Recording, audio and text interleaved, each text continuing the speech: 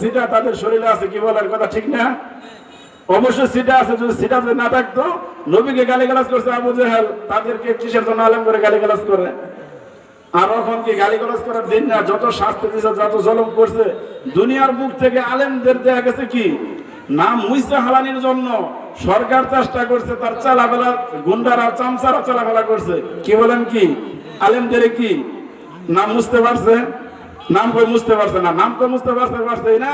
যে আলেমদের যত বেশি শাস্তি দিছে, জেলখানা নিয়ে, কারাগারে নিয়ে, সেই আলেম ইনশাআল্লাহ তত বেশি আরো দেয়া গেছে কি বর্তমান সম্মানিত আছে। কি বলেন কথা ঠিক না?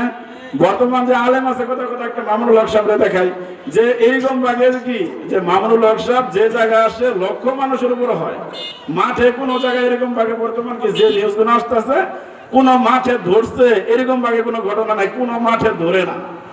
তাহলে দেখেন তারা কিরম শাস্তি দিয়েছে। তাহলে দেশ